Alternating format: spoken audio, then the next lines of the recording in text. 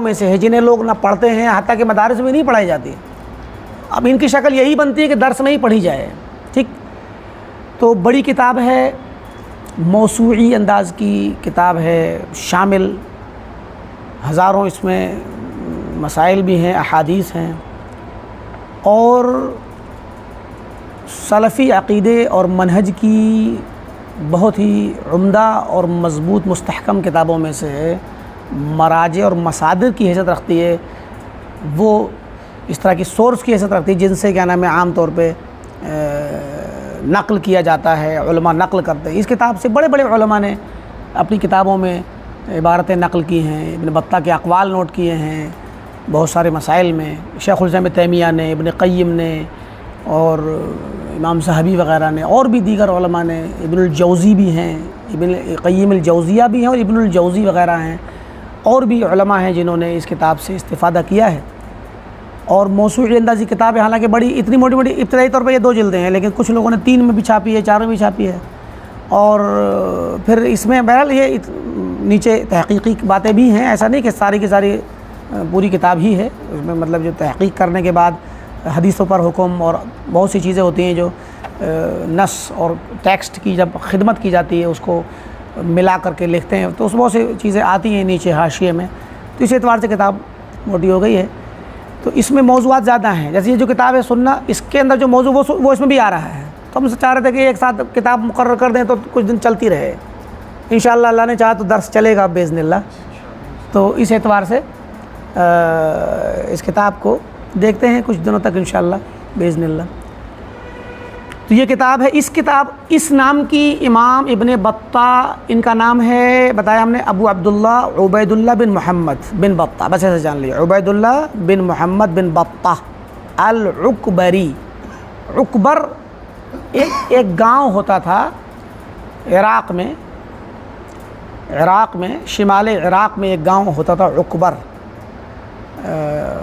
तो दजला के मतलब किनारे ही पे वाक़ई कहीं है, आसपास में, शिमाल इराक़ में। तो मौसिल और तकरीद के दरमियान वाक़ होता है आजकल के ज़माने। अब हो सकता है अब इस वक्त नाम हो या ना हो इस तरह का, लेकिन इंटरनेट पे दिया हुआ है इसका तारुफ़ इस जगह का मुख्तसर में, तो इंशाअल्लाह अभी भी ये नाम है। वहीं के ये रहने वाले थे इमाम इब्न बत्ता अल उकबरी।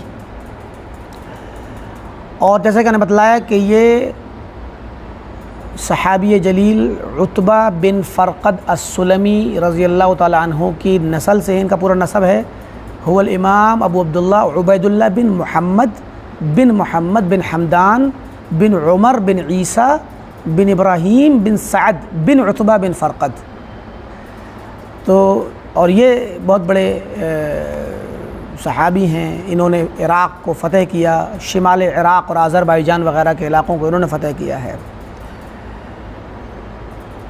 304 में इनकी पैदाइश है, 304 हिजरी में इब्न बत्ता की पैदाइश है और 87 में इंतकाल है। वो 4वीं सदी के गोया इब्तदाई वक्त में पैदा हुए और अवाखिर में जाके इंतकाल हुआ। 87 में इंतकाल है तो गोया 83 साल उम्र पाई इन्होंने। तो ये इब्न बत्ता के नाम से मशहूर हैं। बत्ता इनके किसी दादा की कुनियत रही, मशहूर थे, लक़ब था इनके किसी दादा का, जो नाम गुजरे भी नसब में कोई बत्ता नहीं आया देखिए, लेकिन लक़ब था। बत्ता वैसे कहते हैं अरबी ज़बान में, किसको कहते हैं? बत्ता, डक, बत्ता, बत्ततुन यानी डक, बत्तख, हम लोग बत्तख जिसे कहते हैं, बत्ता। तो होगा किसी का लक़ब रहा होगा, तो इब्न बत्ता के नाम से मशहूर हैं ये इमाम इब्न बत्ता। इनकी अक़ीदे में भी किताबें हैं, फ़िक़्ह में ये सुन्नत और अक़ीदे अहले सुन्नत वल जमाअत के बाब में बहुत ही मोतबर इमाम हैं ये, लेकिन अक़ीदे के मसाइल में हम्बली थे, मसलकी तौर पे, फ़िक़ही तौर पे हम्बली थे। और जानते हैं आपके असलन अक़ीदे को सही तर्जमानी करने में हनाबिला ही ने सही रोल अदा किया है। इमाम अहमद बिन हम्बल रहमतुल्लाह अलैह बहुत बड़े अपने आप में एक फ़क़ीह भी हैं, इमाम मुहद्दिस हैं, और उनका जो ख़ल्क़ कुरान के मसले से जो एक मौक़िफ़ सामने आया, मसले ख़ल्क़ कुरान का, तो उसी मौके से इमाम अहमद की इमामत जो है मुसल्लम हो गई, इमाम अहले सुन्ना कहा गया इमाम अहमद को। तो फिर सलफ़ के अक़ीदे की तर्जमानी इमाम अहमद ने की और उनके शागिर्दों ने की, इसीलिए हनाबिला में ये मसलक ज़्यादा मुंतकिल हुआ, मसलक सलफ़, मनहज सलफ़, मज़हब सलफ़, सलफ़ का मनहज और मसलक अक़ीदा उनका हनाबिला ही लेकर चले। इसीलिए आप पाएंगे कि बाज़ पुरानी किताबों में, ख़ासकर मुताख़िरीन के यहाँ, मतलब 6वीं-7वीं हिजरी के बाद, इब्न तैमिया वग़ैरह के बाद ज़्यादातर, हत्ता कि हमारे बाज़ हिंदुस्तान के सियाक़ में बाज़ उलमा ने अक़ीदे सलफ़ को अक़ीदतुल हनाबिला कहा गया। मतलब अक़ीदतुल सलफ़ नहीं नाम लेते हैं, अक़ीदतुल हनाबिला, समझे कि नहीं?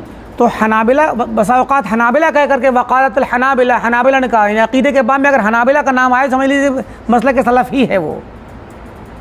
लेकिन अब कुछ चीज़ें क्या हुई कि जैसे जो ख़ास मसाइल हैं जिनमें सिफ़ात के बाब में, उलू वग़ैरह के, अल्लाह ताला के अर्श पे होने, नुज़ूल के मसाइल और भी सिफ़ात के साबित करने के मसाइल, इन मसाइल में ये मातुरीदी और अशअरी उलमा हमेशा से मुखालिफ रहे हैं, कुल्लाबी मज़हब वाले।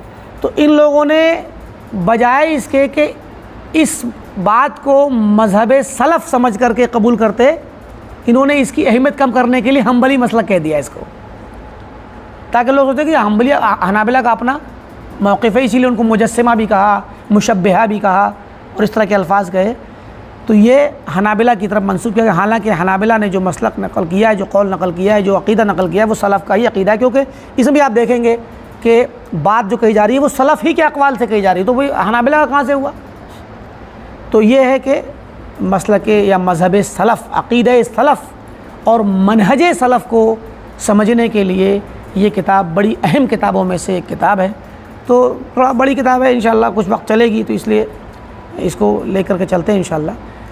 और बिलाशुबा ज़ाहिर है कि हमारा जो मनहज है, हमारी जो मेथडोलॉजी है वो ये कि हम कोई भी चीज़ बिला तहक़ीक़ कबूल नहीं करते। तो हम इस किताब को भी जब पढ़ेंगे तो मुमकिन है बाज़ जगह बाज़ रिवायतें ऐसी आएँ जो ज़ईफ़ भी हों, तो कोई हरज नहीं है। वो ज़ईफ़ होंगी तो उसकी दो शक्लें होंगी, या तो वो मुताबात और शवाहिद के बाब से होंगी। मुताबात किसे कहते हैं कि मसलन एक बात सही हदीस से साबित है, और सही हदीस पेश करने के बाद मुसन्निफ़ ने कोई हदीस ऐसी पेश कर दी जो बज़ाहिर ज़ईफ़ है, लेकिन उसमें बात वही है जो सही हदीस में मौजूद है, तो मुताबात से वो और शवाहिद के एतबार से सही होती है। या गरचे मुताबात और शवाहिद के बाब से नहीं, लेकिन जो असल बात है सनदन ज़ईफ़ है, लेकिन वो बात किताब व सुन्नत के नुसूस और क़वाइद से मालूम शुदा है और वो सही है। और मुमकिन है कि वो इब्तिदाई तौर पे उसकी सनद ज़ईफ़ हो और कोई उसके लिए तायीद ना मिले, ऐसा कम होता है। तो कोई हरज नहीं है इसमें। कोई असल ये देखा जाता है कि शख्स जो लिख रहा है या जो बोल रहा है उसका अपना मनहज क्या है। अगर उसका अपना मनहज किताब व सुन्नत है, किताब व सुन्नत की पैरवी, सलफ़ के तरीक़े पर चलना उसका मनहज है, तो अगर उससे कहीं पर कोई गलती होती है या कहीं पर कोई ऐसी बात आती है जो तहक़ीक़ के मीज़ान में सही साबित नहीं हुई, तो कोई हरज नहीं है। उसको या तो तावील करके कोशिश की जाती है कि उसको सही शक्ल से समझ लिया जाए, ये तावील जायज़ है, मुनासिब है। और अगर वो बात किसी भी तरह की तौजीह में नहीं आती, ये एक उमूमी बात है, इसका मतलब ये नहीं कि इसमें बहुत ज़्यादा इस तरह की बातें हैं, कहीं आ सकती हैं, कोई बात आ सकती है, तो फिर रद्द करने में भी कोई हरज नहीं है, क्योंकि कुल्लुन युअख़ज़ु क़ौलुहु व युरद्द। हमारा मनहज यही है कि हर शख्स की बात ली भी जाएगी अगर सही होगी, और रद्द भी कर दी जाएगी अगर वो गलत होगी। इल्ला साहिब हज़ल क़ब्र, जैसे कि इमाम मालिक ने इशारा करके फरमाया, सिवाय इस साहिब क़ब्र के, नबी सल्लल्लाहु अलैहि वसल्लम के, आपकी जो बात होगी वो ली जाएगी, हमेशा रद्द नहीं की जाएगी। इब्न बत्ताह रहमतुल्लाह अलैह की बहुत सारी किताबों में ये दो किताब, इनकी अक़ीदे के बाब में दो किताबें बड़ी मशहूर हैं और दोनों इबाना के नाम से हैं। लेकिन एक किताब अश-शरह वल इबाना है और दूसरी अल इबाना। तो इसको जो है इबाना कुबरा कहते हैं और उसको इबाना सुगरा कहते हैं। और जब भी किसी किताब में आप देखें कि इब्न बत्ताह ने इबाना में कहा, यानी जब इबाना मुतलक़न बोला जाए, कुबरा सुगरा हटा करके सिर्फ इब्न बत्ताह ने इबाना में ये लिखा है, तो यही किताब मुराद होती है। तो इसलिए ये बड़ी किताब है और ज़्यादा मशहूर भी है, इसमें ज़्यादा मसाइल भी हैं। तो इब्न बत्ता के बारे में आता है कि ये बहुत इन्होंने सफ़र किए, इल्म हासिल किया और बहुत से शहरों में गए, बहुत से शाम में, बसरा में और बहुत सारी जगहों पे, मक्का और मतलब दूसरे बहुत सारे शहरों के सफ़र करने के बाद, इल्म सीखने के बाद, सिखाने के बहुत सारा कुछ हासिल करने के बाद जब लौट करके आए तो फिर अपने ही गांव में रह गए। लोग कहते हैं कि लज़िमा बैतहू, अपने घर में बैठ गए, मतलब अपने गांव में रह गए। 40 साल तक फिर आगे अपने गांव ही में रहे और एक तरह से घर पे रहे, ज़्यादा बहुत दूर आना जाना नहीं करते थे। हालांकि ये दौर खिलाफत अब्बासिया का दौर है, तो कोई खिलाफत से और सल्तनत से और विलायत और सरकारी कामों से भी मुंसलिक नहीं थे। तो बस औक़ात लोगों को थोड़ा सा वो होता है, इससे शुबा होता है कि वो घर में रहते थे तो क्या मतलब बाहर नहीं निकलते, कुछ नहीं करते। ऐसा नहीं है, बल्कि उलमा ने नक़ल किया है कि कान अम्मारन बिल मारूफ़, अमर बिल मारूफ़ करने में बहुत पेश रहते थे। अब ज़ाहिर है आदमी अगर अमर बिल मारूफ़ कहाँ करे, घर में बैठे कर सकता है क्या? भाई मस्जिद में भी जाएगा, मोहल्ले में भी रहेगा, अपने गाँव ही में रहते थे, मतलब ज़्यादा दूर बाहर नहीं निकलते थे। और बल्कि लोगों ने नक़ल किया है कि इमाम इब्न बत्ता अल-उकबरी अबू याला ने इब्न अबी याला ने जिक्र किया है कि कान लहू मजलिसुन लिद्दर्स, इब्न बत्ता की मजलिस लगती थी हमारी तरह ऐसे ही, दर्स की मजलिस लगती थी यौमुल जुमा फ़ी मस्जिद उकबरा, क़रिया उकबरा जो उनके गांव का नाम था, उस गांव की जो मस्जिद थी, उस मस्जिद में जुमा के दिन दर्स रखते थे शेख इब्न बत्ता उकबरी। और ऐसे ही कमा कान लहू दरसुन फ़ी मस्जिद मंसूर बगदाद, और बगदाद में भी कभी कभी दर्स देने जाया करते थे। तो ये इस तरीके से इन्हीं कहते हैं मिनहादिल मजालिस अल्लती काना याक़िदुहा लित्तदरीस, इन्हीं मजालिस के वास्ते से जो वो बिठाया करते थे, मजलिसें कायम करते थे दर्स की, तमक्कन तलबतुल इल्म मिनर रिवायत अन्हु वल इंतिफ़ा बिही, इल्म के तलबगार जो तलबा थे, इल्म के मुतलाशी, उन तलबा ने इनसे इल्म इन्हीं मजलिसों के ज़रिए तो लिया है।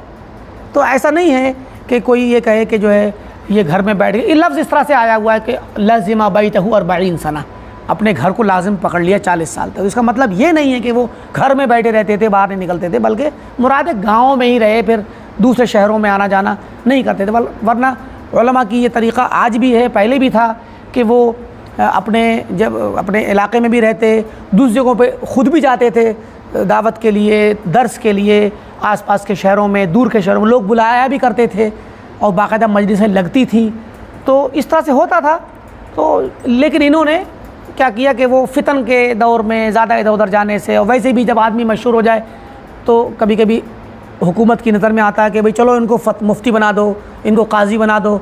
तो जो अहले तकवा हुआ करते थे, अहले वरा, अल्लाह वाले, ज़ुहद तकवा वाले, दुनिया से बेरग़बत, वो इन चीज़ों से भागते थे। आपने सुना होगा बहुत सारे सलफ़ के बारे में, उनको फतवे के लिए कहा गया, उनको काजी बनने को कहा गया, नहीं माना उन्होंने और उनको कोड़े मारे गए, यहाँ तक हत्ता कि सज़ा दी गई कि काजी बनो, वरना फिर भी नहीं माने वो लोग। तो यही चीज़ थी। कहते हैं कि कुतुब तराजिम जो कुतुब सियर हैं उनके अंदर तकरीबन इजमा है, उनका लिखने वालों ने लिखा है कि अन्नहु काना आबिदन, इबादत गुज़ार थे, कसीरन कबीरन, बहुत बड़े इबादत गुज़ार, सालिहन शहीरन, बहुत मशहूर सालिह और नेक इंसान थे। वो अन्नहु मुस्तजाबुद दावा, दुआ कबूल होती थी इनकी। मुस्तजाब दावत बहुत कम लोग होते हैं जो दुआ कर दें कबूल हो जाए। काना सव्वामन क़व्वामन, रोज़ा रखने वाले, बहुत ज़्यादा नफली रोज़ा रखने वाले, क़यामुल लैल करने वाले। इमाम ज़हबी ने लिखा है काना साहिबा अहवाल, खुसूसी अहवाल वाले थे, खुसूसी हालात। यानी खुसूसी हालात का मतलब वही हुआ कि एक तरह से कुछ ऐसे वाक़यात हैं इनके जो खुसूसियत पर महमूल के जाएंगे, जो इनके अपने ही हिस्से में आए हैं, और एक तरह से उनको हम करामत के बाब से ले सकते हैं। और उन्हीं में ये वाक़या भी है जो आपने ज़िक्र किया है। वह इजाबत दावा रज़ी अल्लाह अन्हु, अल्लाह उनसे राज़ी हो, दुआ भी कबूल होती थी। दुआ की कबूलियत गोया इनको अल्लाह ने नसीब की थी। वक़ाला इब्नुल जौज़ी कहते हैं, अब्दुर्रहमान इब्नुल जौज़ी, कान लहू अल हज़्ज़ अल वाफ़िर मिनल इल्म वल इबादा, इन्हें इल्म और इबादत का बहुत बड़ा हिस्सा मिला था। इनकी बहुत सारी किताबें हैं, फ़िक़्ह के बाब में भी, फ़िक़्ह यानी फ़िक़्ह हम्बली में, और इनकी अक़ीदे के बाब में भी किताबें हैं, बल्कि अहनाफ़ के ख़िलाफ़ रद्द करने में भी बहुत सारी किताबें इन्होंने लिखी। इब्तालुल हियल एक किताब लिखी है, हियल, इमाम बुखारी ने किताबुल हियल लिखी और ना एक चैप्टर कायम किया है सही बुखारी में, तो इन्होंने भी इब्तालुल हियल के तौर पे बाकायदा इस हियल असल में अहनाफ़ के यहाँ ये चीज़ पाई गई, हीला साजी, तो बहरहाल ये मज़मूम थी सलफ़ के यहाँ, और ये जायज़ भी नहीं है कि हीले के ज़रिए आप जो है किसी भी तरह की कोशिश करें, तो वो ये बाब हमारा नहीं है इस पर दाखिल होने का। हीला, डिसेप्शन, किसी को डिसीव किसी को धोखा देना, धोखा दे के कुछ हीला करके, कोशिश करके, जाल फैला के, साजिश करके कुछ कर लेना, कोई रास्ता निकाल लेना, स्किप कर देना कहीं से, मतलब सीधे। मिसाल है, एक मिसाल देंगे, मिसाल ज़कात है, एक मिसाल दें। अब एक आदमी पे मान लीजिए आज की तारीख़ में आपके पास इतना पैसा इकट्ठा हुआ जो कि निसाब को पहुंचा हुआ है, और आप जान गए कि आज मैं ज़कात का साहिब निसाब मालिक हो गया, और मेरे आज के दिन से आपने डेट डाल दी 6 तारीख़, तो शरीयत के मुताबिक आइंदा साल जब 6 तारीख़ आएगी, तो अब जब साल मुकम्मल होगा, फिर मुकम्मल होने के बाद देखा जाएगा कि आपके पास उतना पैसा जो ज़कात के निसाब को मुकम्मल करता है वो पैसा है या उससे ज़्यादा है, तब तो ज़कात देंगे, और अगर कम हो गया तो ज़कात नहीं देंगे। तो अब हीला ये अपनाया गया कि अगर साल मुकम्मल होने से 1 दिन पहले, 2 दिन पहले अपना पैसा सारा का सारा हदिया कर दे अपनी बीवी को या किसी और शख्स को, तो आप तो मालिक नहीं ना बचे। जब आप मालिक नहीं बचे तो साल जब मुकम्मल हो रहा था, जब ज़कात फ़र्ज़ हो रही, तो अब आपके पास पैसा ही नहीं है। मुकम्मल कर दिया, या कम से कम इतना निकाल ले जिससे आपकी ज़कात का आप मालिक के निसाब नहीं रहे, तो ज़कात आपको नहीं देनी है। और फिर अगर 2-4 दिन के बाद जब साल मुकम्मल होगा वो शख्स आपको दोबारा हदिया कर दे, तो फिर आप मालिक हो गए, तो नया साल फिर शुरू हो गया आपका। तो अब देखिए हीला है ना, तो अब इस तरह के हीले बहरहाल ये दीन के मुतालिक जुर्रत पैदा करते हैं, ईमान को ख़त्म करते हैं, ईमान से, दिल से शरीयत की हैबत ख़त्म करते हैं, अल्लाह ताला का डर निकालते हैं, और बेहयाई और बदअमली पैदा करने का रास्ता खोलते हैं। तो इस तरीक़े से इन हीलों का इब्ताल किया अहले इल्म ने, इमाम बुखारी ने भी। इसीलिए अहनाफ़ के यहाँ बहरहाल इमाम बुखारी के इस बाब पर बहुत ज़्यादा मतलब, हालांकि इमाम बुखारी ने अहनाफ़ का नाम नहीं लिया, बाज़ुन्नास कहा है, तो बाज़ुन्नास पे अहनाफ़ की बाज़ उलमा ने किताबें भी लिखी हैं कि बाज़ुन्नास से मुराद इमाम अबू हनीफ़ा या अहनाफ़ है या कोई और है। तो बहर के मुराद ये कि इमाम अबू हनीफ़ा या अहनाफ़ के उलमा ने जो भी इस तरह की अक्ली, अब देखिए उनका मकसद भी गुमराह करना नहीं था, उनका मकसद गुमराह करना नहीं था। अहनाफ़ का मकसद, इमाम अबू हनीफ़ा का मकसद ये नहीं था कि लोग शरीयत को बातिल कर दें और शरीयत से निकल जाएं और दीन को छोड़ दें ना, बल्कि फ़िक़्ह का और फ़िक़ही मबाहिस का तकाज़ा था। ये भी देख लीजिए आप, मसलन फ़िक़्ह का तकाज़ा ये था, जब फ़िक़्ह मुदव्वन हो रही थी और लोग असल में फ़िक़्ह, अब ये भी एक मुस्तकिल बहुत लंबा तफसीली बाब है कि फ़िक़्ह है क्या।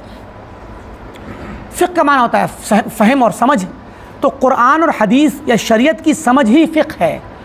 तो अब एक होता है कि हम आपको कुरान की आयत पढ़ के बता दें, कोई हुक्म आपको मालूम करना हो तो कुरान की आयत पढ़ के बता दें कि भाई ये अल्लाह ताला ने ऐसे कहा, अब आप खुद ही सोच लीजिए कि मुझे क्या करना है, या आपको हदीस पढ़ के सुना दें, तो आप हदीस सुनकर खुद ही फैसला कर लें, अच्छा जब अल्लाह के नबी ने ऐसा किया तो हमें भी ऐसा करना चाहिए। ये तो हो गया आपका हदीस सुनना और उसको सुनकर के अमल करना। लेकिन हर इंसान इस्तिदलाल नहीं कर सकता, हर इंसान बारीक मसाइल नहीं निकाल सकता, या हर आदमी मोटी मोटी बात सुनेगा, मोटी मोटी बातों पे अमल करेगा, बाकी अगर बारीक मसाइल आएंगे, नए मसाइल आएंगे तो उनका जवाब कहाँ से निकलेगा, शरीयत से दलील कहाँ से निकलेगी। तो ये काम करने जब बैठे उलमा और फ़ुक़हा, तो उन्होंने इस्तिदलालात किए, बारीक बारीक नुक्तों से दलील पकड़ी, इन्फरेंस किया कि भाई इस हदीस से या इस कुरान की आयत से ये मसाइल निकलते हैं। जब ये मसाइल निकले तो उन मसाइल को फिर आसान अंदाज में, आसान शक्ल में, बग़ैर किताब व सुन्नत के नुसूस को ज़िक्र किए, यूँ ही सीधा बतला दिया फ़िक़्ह के समझ को, फ़िक़्ह को गोया एक इंसान। अब आपसे कहा जाए कि भाई वज़ू का तरीक़ा ये है कि आप जो है अपने चेहरे को 3 मरतबा धुलें, और चेहरे को धुलने के सिलसिले में पहले कुल्ली करें 3 मरतबा, सुन्नत है 1 मरतबा कम से कम, और उसके बाद आप 3 मरतबा नाक को साफ़ करें, फिर चेहरा धुलें, फिर हाथ धुलें 3 मरतबा दोनों कोहनी तक, फिर उसके बाद सर का मसा करें कानों के साथ साथ, फिर पैर को धुल लें। ये आपको बता दिया गया। एक तरीक़ा तो ये है, ऐसे आपने सुना, आसानी से आपको समझ में आ गया। एक है कि अब हम बाकायदा हदीस लेके आएँ कि हज़रत अबू हुरैरा की रिवायत है, नबी सल्लल्लाहु अलैहि वसल्लम ने 3 मरतबा सर धुला, अपना चेहरा धुला। हज़रत उस्मान की रिवायत है कि हमें 3 मरतबा जो है कुल्ली की, फ़लाँ की रिवायत है कि आपने ये किया, फ़लाँ की रिवायत है आपने ये की। अब क्या होगा, अब आप हर हदीस को सुनते जाएंगे, एक एक टुकड़े को सुनकर के जोड़ते चले जाइए कड़ियों को। ये मुहद्दिसीन का तरीक़ा रहा है। फ़ुक़हा ने क्या किया, सारी हदीसों को या जो भी थी उनको इकट्ठा करने के बाद जो खुलासा निकला, उस खुलासे को बेहतरीन तरीके से अपने लफ्ज़ों में बयान कर दिया, ताकि आप जो है क्या नाम है फ़िक़्ह को। अब जब ये काम हुआ तो फिर ये हुआ कि जितने मसाइल नुसूस के अंदर मौजूद थे, हदीस में, कुरान में जो आ रहे थे, उनसे हट के फिर सवाल पैदा होने लगे कि अगर ऐसा हो जाए तो क्या हुक्म होगा। तो कहा भाई इसके लिए अब दलील तलाशो, इज्तिहाद करो। तो ऐसे करके अगर वाले मसाइल शुरू हो गए। ठीक है, आरा हैं, ये आएगा इस किताब में। आरा का मतलब क्या ख्याल है आपका, अगर ऐसे हो जाए तो, कोई शख्स ऐसे करके नमाज़ पढ़ ले तो, कोई शख्स उल्टा वज़ू कर ले तो क्या वज़ू होगा, कोई शख्स पहले पैर धुले, फिर हाथ धुले, फिर चेहरा धुले, फिर मसा करे, ऐसा होगा, वज़ू हो जाएगा। अब देखिए, आप बताइए वज़ू हो जाएगा उल्टा करने से? नहीं होगा। अहनाफ कहते हैं हो जाएगा। क्यों? सोचने का तरीक़ा है, सोचने का तरीक़ा है। भाई वज़ू में 4 आज़ाए वज़ू धुले जाएंगे, मतलब चेहरा, हाथ और सर और पैर, सर पे मसा होगा, बाकी 4 ही तो आज़ा हैं, इनको धुला और मसा किया जाएगा। इनको धुल के मसा करने के बाद तहारत हासिल हो गई। तो अहनाफ कहते हैं अरे भाई चारों को धुलना, कहीं से भी धुल लो, बात ख़त्म हो गई, हो गया वज़ू, कहीं से भी धुलो, आगे पीछे करो, कुछ भी करो, 4 तो धुल गए ना, बस। तो अगर आप उस जगह को देखें जो धुली जा रही है तो वो तो हासिल हो गई, चाहे वो क्या नाम है बेतरतीबी क्यों ना हुई। लेकिन जो लोग कहते हैं, जैसे हम कहते हैं कि नहीं तरतीब ज़रूरी है, तो हम वहाँ पर दलील क्या पकड़ते हैं? अल्लाह ताला ने कुरान करीम में तरतीब से जिक्र किया, फ़ग़सिलू वुजूहकुम व अयदियकुम मिनल मराफ़िक़ वमसहू बिरुऊसिकुम व अर्जुलकुम मिनल काबैन। और अल्लाह के वसल्लम ने भी तरतीब से ही वज़ू किया, तो तरतीब लाजिम है। अब हम तरतीब लाजिम कर देते हैं अल्लाह के वसल्लम के अमल से और कुरान करीम की तरतीब से, वरना वो कहते हैं कि भाई इसमें कहीं नहीं आया कि लाजिम है।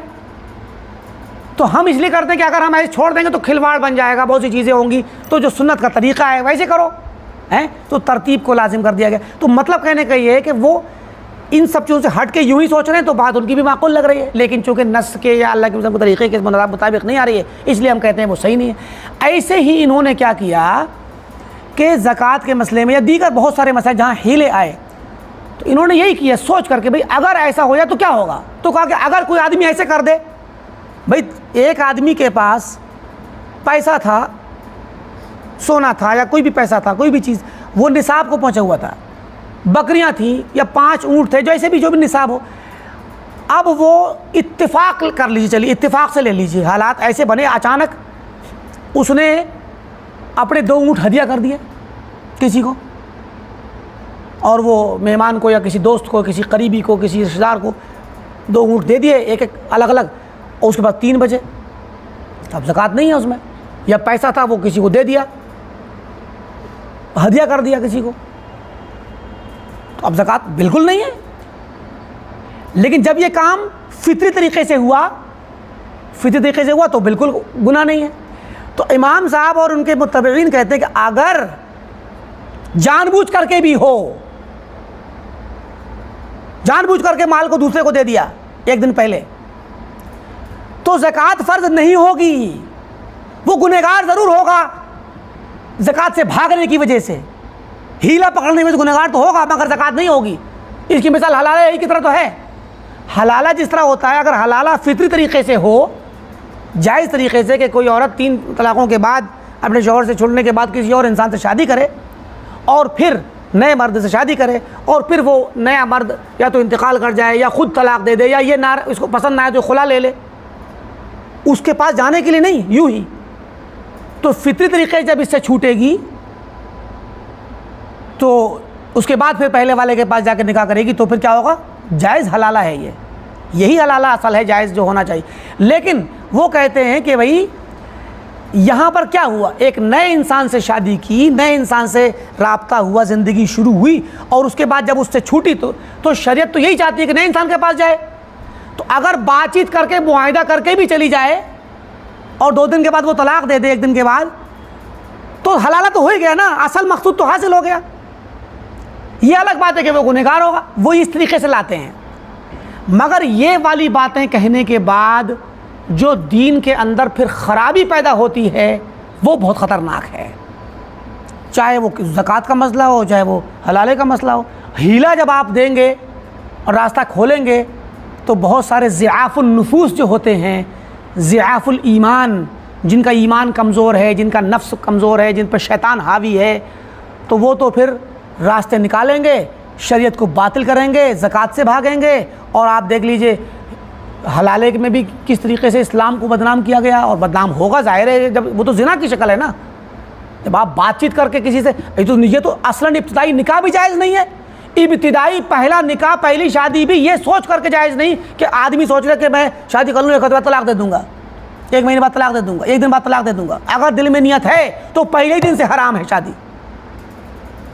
पहली शादी इब्तिदाई, तो जो आदमी पहले नंबर से शादी करता है या औरत शादी करे, निकाह करे, तो वो सोच ले मैं 2 दिन बाद या 1 महीने के बाद खुला ले लूँगी, हैं, बस खाली किसी भी मकसद से शादी कर ले, किसी भी गरज से, तो जायज़ नहीं है वो। और मर्द भी यही सोच के शादी कर ले कि मैं 1 महीने के बाद, 1 हफ्ते बाद कभी भी तलाक दे दूँगा, तो जायज़ नहीं है, पहले ही दिन से हराम है वो। तो इसी तरीके से ये हलाले का मसला भी है, और ये तो नस्से शरी के ख़िलाफ़ भी है। अल्लाह के रसूल ने लानत भेजी ऐसे इंसान पे। तो मुराद ये कि ये बातें जो कही गई हीले वाली, ये अक़ली इफ्तराज़ में अक़ली तौर पे फ़र्ज़ या हाइपोथेसिस कायम किया गया, और उसके बाद उस पर हुक्म लगा दिया गया। अगर ऐसा हो जाए तो क्या हुक्म होगा, तो ये हुक्म होगा। तो अब इस पर अगर में हो जाए, मैं लोगों का चलो हम कर ही लेते हैं, तो इस तरीके से फिर क्या हुआ, हियल का रास्ता खुला और शरीयत के इब्ताल का रास्ता खुला। और इसीलिए उलमा ने इस पर तरदीद की बाकायदा। तो इन्होंने भी किताब लिखी है, इसका नाम है रिसाला, लिखा फ़ी इब्ताल अल हियल, और तहक़ीक़ होकर छपा भी है। मोहम्मद हामिद फ़िक़ी ने इसकी तहक़ीक़ की है, जो फ़िक़्ह सुन्ना जिन्होंने लिखी थी। तो बहरकैफ़ किताबें और भी इन्होंने लिखी हैं, बहुत सारी किताबें इनकी हैं। एक बड़ी अच्छी किताब है अल इनकार अला मन अख़ज़ल क़ुरआन मिन अस्सुहुफ़, उन लोगों पर इनकार, नकीर, जो लोग कुरान सब मुसहफ़ से पढ़ते हैं। मुसहफ़ से पढ़ना कुरान, ये जो मुसहफ़ रखा हुआ है ना, इससे कुरान पढ़ना और इससे कुरान सीखना सलफ़ के यहाँ मायूब था।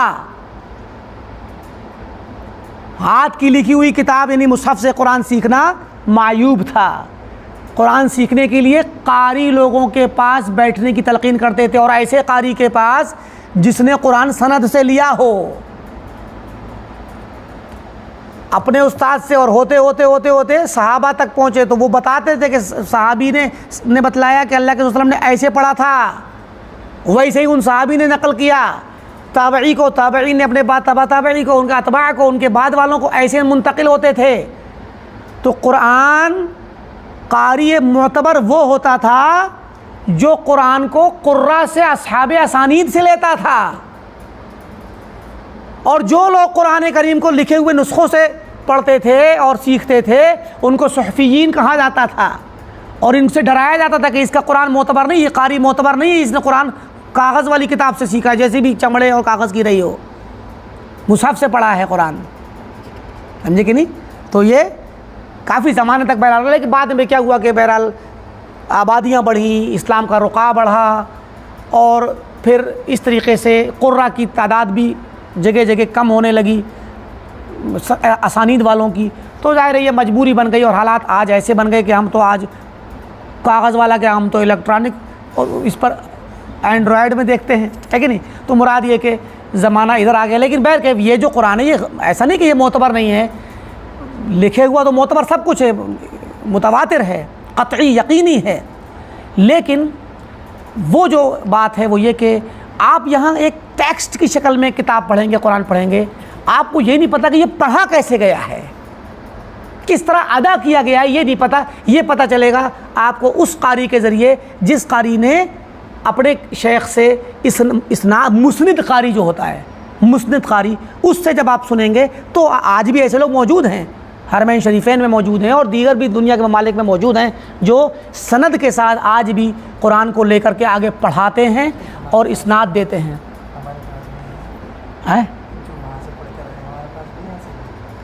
हमारे पास भी हैं, यहाँ पर तो खैर मुझे नहीं याद पड़ता। कुछ लोग हैं जिनके पास इसनाद है जो यहाँ से ली हुई है। हमारे पास साथी हैं जो उधर आए हैं, बम्बई वगैरह में हैं, जो इसनाद लेकर के आए हैं।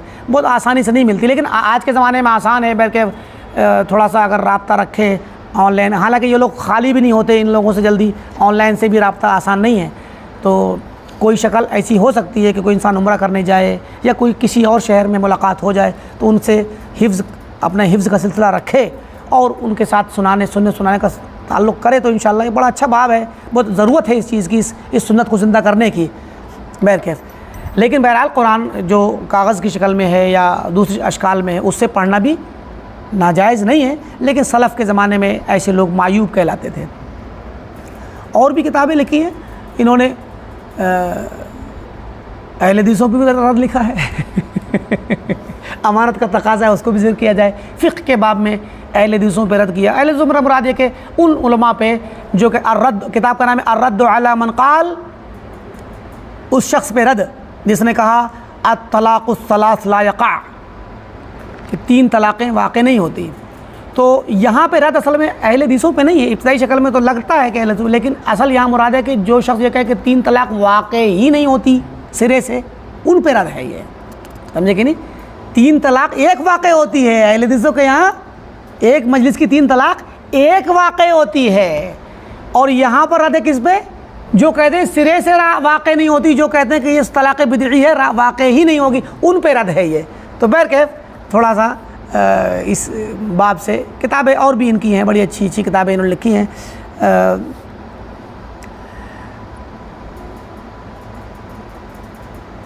तो इसके बाद मज़ीद थोड़ा सा इनकी वफ़ात 487 हिजरी में 10 मुहर्रम को यौम आशूरा में इनकी वफ़ात हुई और वहीं पर इनको अपने गांव में वहीं दफन किया गया। तो ये जो किताब है बड़ी मशहूर है, इसके अंदर बहुत सारे अबवाब हैं, बहुत सारी इस किताब की क़ीमत, इस पर बहुत अहमियत पर बहुत कुछ लिखा है लोगों ने, बहुत ज़्यादा इस किताब पर लोगों ने, साबिक़ीन ने, कहते हैं ना अम्मल उलमा उस्साबिक़ून अल्लज़ीन नक़लू अन्हु, उलमा साबिक़ीन जिन्होंने इस किताब से कोट नक़ल किया, किताब की इबारतों को अपनी किताबों में नक़ल किया है। क़ाज़ी अबू यअला, शेख़ुल इस्लाम तैमिया, इब्न क़य्यिम, ज़हबी, तो ये सब बहुत बड़े बड़े उलमा हैं जिन्होंने इस किताब से, जो उनके यहाँ ये किताब एक तरह से मस्दर की हैसियत रखती थी और अपनी किताबों में बवक़्त ज़रूरत इस किताब से वो इस्तिफ़ादा करते थे। आप इब्न तैमिया किताबें पढ़ेंगे तो कहीं कहीं मिलेगा आपको, वो बताएंगे इब्न बत्ता ने ऐसे कहा इबाना में, इब्न क़य्यिम भी बताएंगे, इब्न ज़हबी बताएंगे। तो ये बहुत अहम किताब है ये, इस माने में हमें इसकी अहमियत का अंदाज़ा होता है कि ये किताब बड़े बड़े उलमा के पास थी जो इससे अपने ज़रूरत के टाइम पे इस किताब से इबारतें लिया करते थे।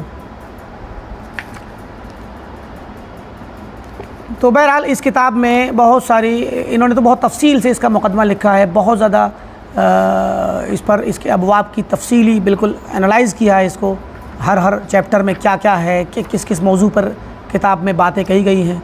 तो बहुत सारे मौज़ूआत हैं, थोड़ा सा इसको शुरू कर देते हैं, बाकी चीज़ें इंशाअल्लाह उसकी ज़रूरत नहीं है।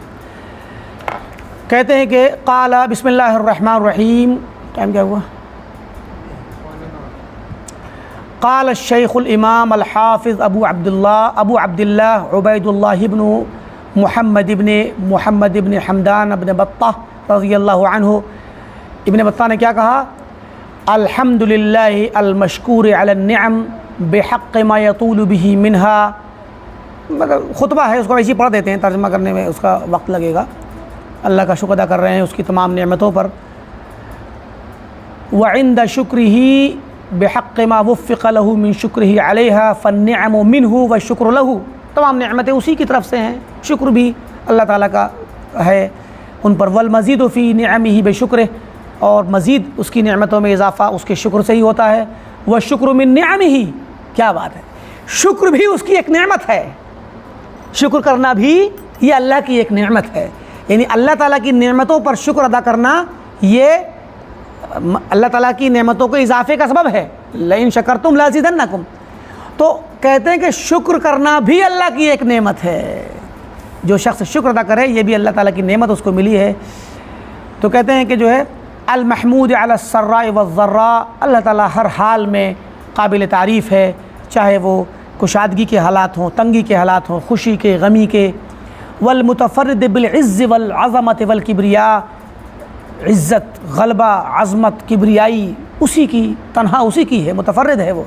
अल आलिम क़ब्ल वजूदिल मालूमात, अल्लाह ताला इल्म वाला है मालूमात के पैदा होने से पहले।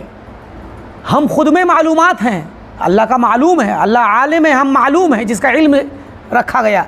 आप कोई चीज़ जानते हैं, आप आलिम बनते हैं, वो चीज़ मालूम बन जाती है। तो मालूमात का मतलब वो तमाम चीज़ें जिनका इल्म लिया जाता है। तो अल्लाह ताला आलिम है मालूमात के पैदा करने से पहले।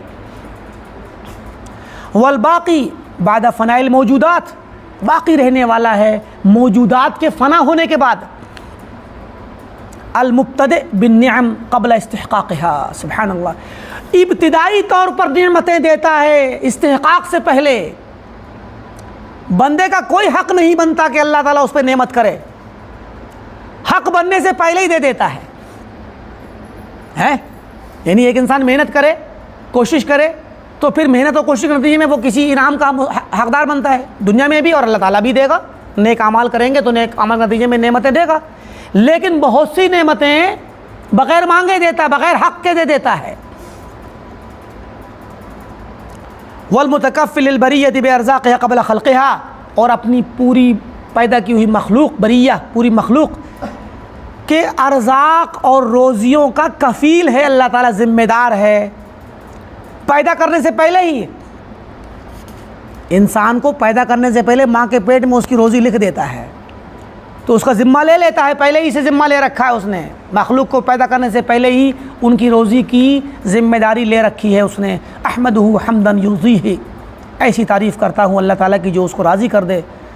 व युज़क्कीना लदैहि, और हमें अल्लाह ताला के पास पाक साफ़ कर दे, तज़किया कर दे हमारा। सल्लल्लाहु औला सलावातिही अला नबी ताहिर, और अल्लाह ताला सबसे बेहतर अपनी रहमतें नाजिल करे, सलावात नाजिल करे अपने नबी पाक पर, अब्दिही व रसूलिही, अपने बंदे और अपने रसूल पर। मिफ्ताह रहमा, जो रहमत की कुंजी थे। व ख़ातमिन नबुव्वा, नबूवत की मोहर थे और ख़त्म करने वाले थे।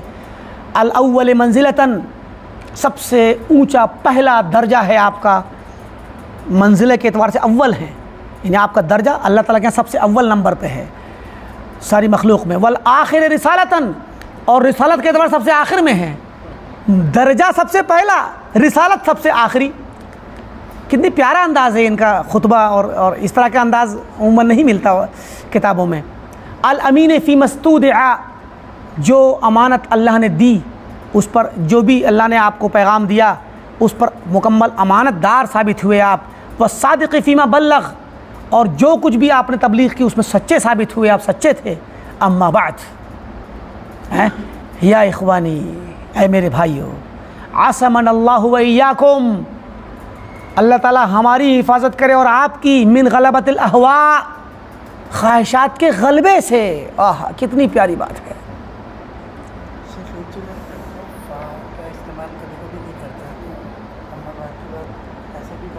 हाँ, कुछ लोग मतलब ये कि एक तरह से फ़ा का इस्तेमाल ज़्यादा अफसा है, और बग़ैर फ़ा के भी जायज़ है, करते हैं। बस ख़ास कर जब आप गोया कह कर के ठहर जाएँ, बोल कर के ठहर जाएँ। लेकिन अम्मा के बाद जो है फ़ा ज़्यादा फसीह और ज़्यादा अफसा है कि वही अम्मा जब भी कहें, अम्मा बाद, अम्मा फ़ुलान, अम्मा कदा, फ़ा कदा, तो फ़ा जो है आना, यहाँ पर इन्होंने फ़ा इस्तेमाल नहीं किया है, तो मुमकिन है नुस्ख़ों का भी फ़र्क हो सकता है। खैर, यहाँ हम एक इस लफ्ज़ पे ठहरेंगे।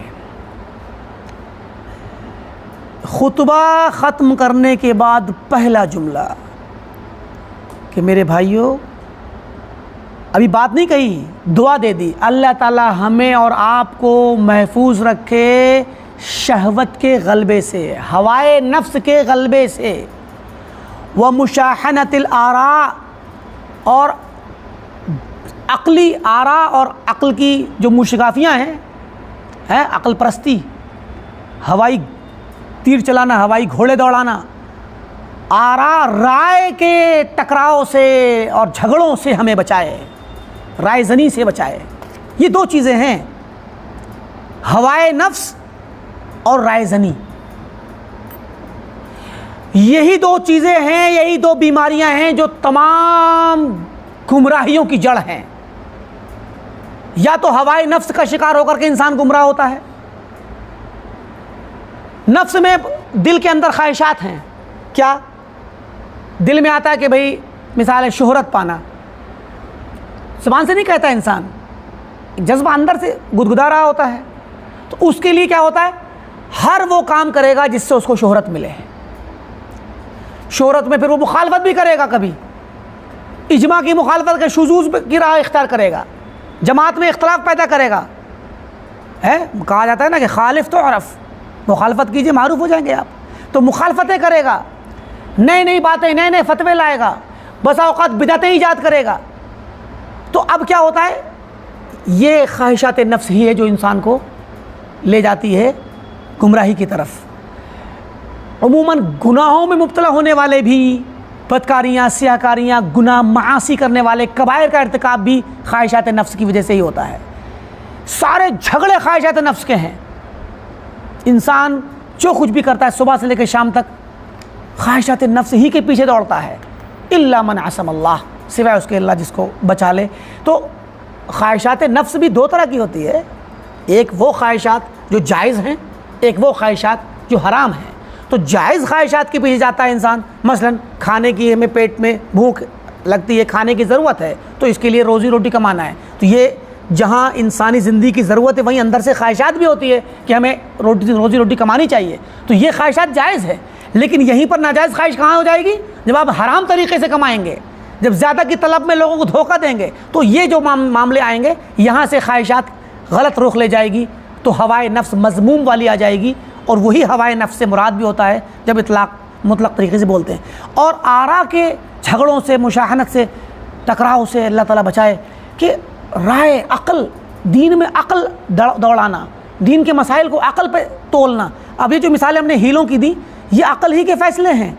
वरना अगर आप किताब व सुन्नत के नुसूस और कुरान व हदीस की जो अज़मत है उसको सामने रखें, तो फिर ये दरवाज़ा नहीं खुलेगा अगर वाला, राय वाला, बल्कि किताब व सुन्नत की अज़मत, अल्लाह उसके रसूल की का एहतराम जब रहेगा तो हम उसी रास्ते पे चलेंगे।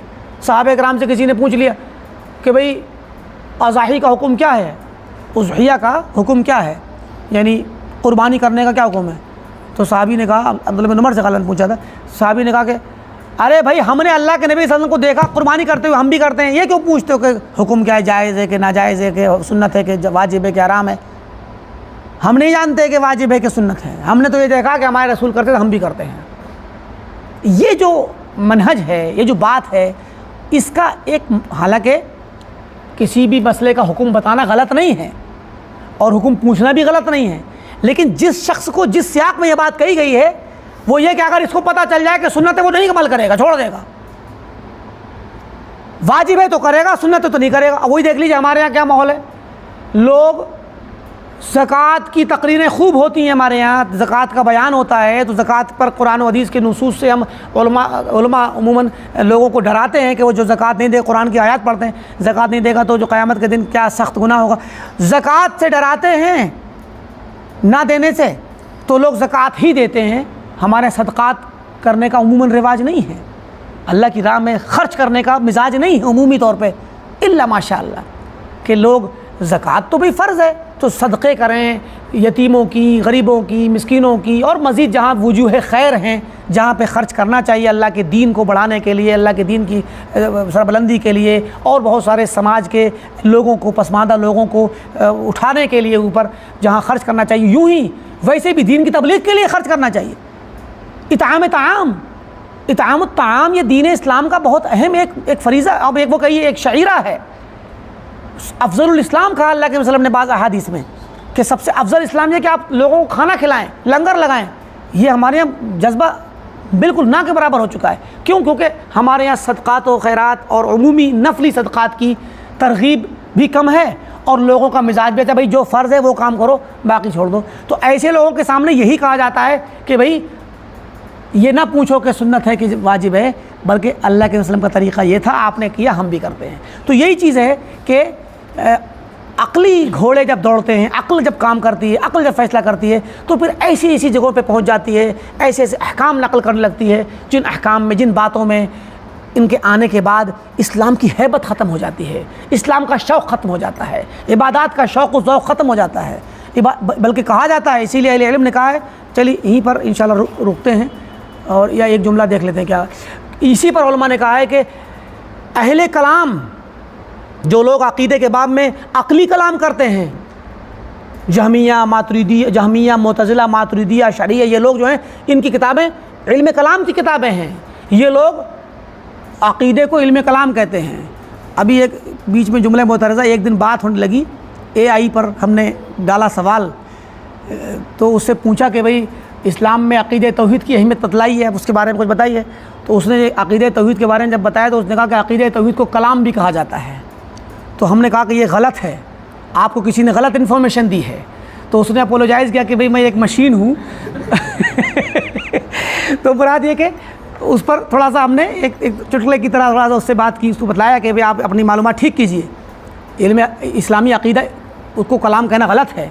जो लोग कलाम कहते हैं वो अहले बिदअत हैं, और उनका कलाम नाम देना उनका अपना कलाम है, वो जिसको वो अक़ीदे को के नाम पर कलाम कहते हैं। वरना इस्लामी अक़ीदा लोगों का कलाम नहीं है, ना नए जदीद तरीक़े पर वज़ा किया गया या फ़लसफ़े और मंतिक़ के तरीक़े पे वज़ा किया गया कलाम, यह अक़ीदा नहीं है।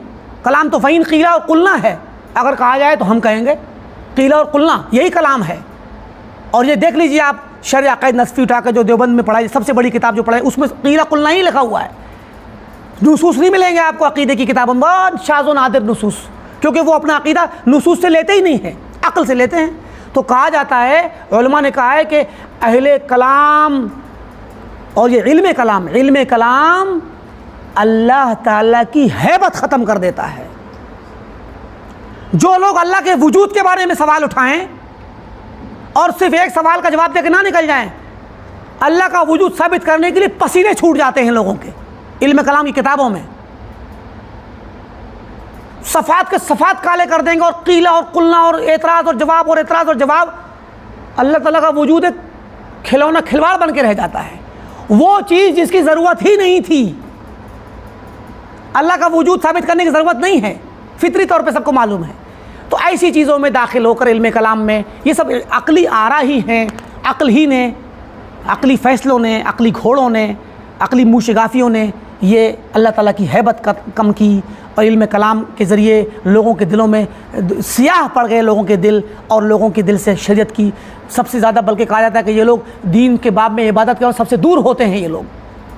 तो अमूमन इसका नुकसान होता है। तो मुसन्निफ़ ने बड़ी प्यारी बात कही, और ये दुआ हमें सबको ख़ुद भी करना चाहिए कि अल्लाह ताला हमें अपने हवाए नफ्स के ग़लबे से और अपनी राय के पीछे भागने से बचाए।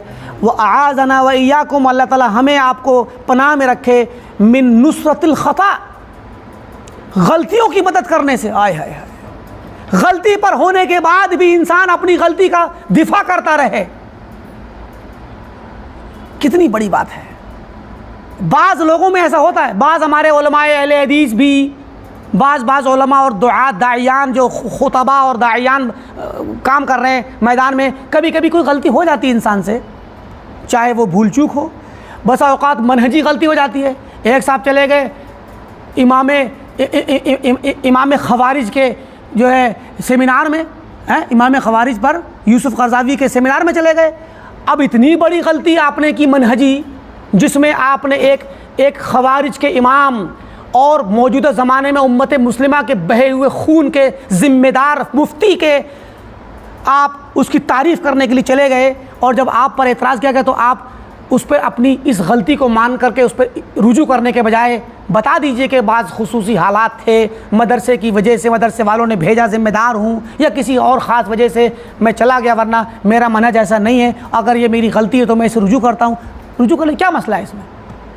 मगर उस गलती की इस्लाह करना, उस गलती की मदद करना, उसकी नुसरत में लाओ लश्कर इकट्ठा करना, पूरे सोशल मीडिया को और अपने उलमा को और फ़ारिग़ीन को, अपने मदरसे के फ़ारिग़ीन को लगा करके आप जो है पूरा शोर मचाएं कि जो है नहीं हम ये सही हैं, गलत नहीं, और फिर कहें कि लोग उलमा को बुरा कहते हैं। आप पर अगर तनकीद हो रही है गलती की बिना पे, मनहजी गलती पर, तो आप अपनी गलती को से रुजू करने के बजाय कैंपेन चला रहे हैं कि बाज़ लोग उलमा को बुरा कहते हैं। तो यही है गलती की मदद करना। अपनी गलती को मान लीजिए, रुजू कर लीजिए, बशर हैं, गलती हो सकती है। वह शमाततिल आदा, और अल्लाह ताला हमें दुश्मनों के हंसने से हंसी में दुश्मन हम पे ना हंसें, उनकी शमातत से बचा। वह अजारना वइयकुम मिन ग़ैर ज़माने व ज़ख़ारिफ़ शयातीन, अल्लाह ताला हमें ज़माने के बदले हुए हालात में और ख़राबियाँ जो उसकी आती हैं उन ख़राबियों से बचाए और शैतान के तज़यीन से बचाए। तो कहते हैं फ़क़द कसुरल मुख़्तरून बितमवीहातिहा, क्योंकि बहुत सारे लोग ऐसे हैं जो धोखे में पड़े हुए हैं, ज़माने की और शयातीन की जो धोखेबाजियाँ हैं उनसे धोखे में पड़ गए हैं। व तबाहा अज़्ज़ाइगून वल जाहिलून बे लिब्सत हुल्लतिहा, और बहुत सारे मुनहरिफ लोग और जाहिल लोग इनको अपना करके, इनके लिबास को पहन करके फ़ख्र और मुबाहात करते हैं, अपने आप को बज़ाहिर दिखाते हैं कि हम बहुत बड़े आलिम हैं, बहुत बड़े, लेकिन हकीकत में वो शैतान के बहकावे में हैं। फ़अस्बहना वक़द असाबना मा असाबल उमम क़ब्लना, तो आज हालत ये हो गई है, हम ऐसे हो गए हैं कि हमें पिछली उम्मतों की बीमारी लग गई है। चलिए इसी पे इक्तिफ़ा करते हैं। अल्लाह रब्बुल आलमीन से दुआ है कि अल्लाह ताला हमें सलफ़ के तरीक़े पर चलने की तौफ़ीक़ दे।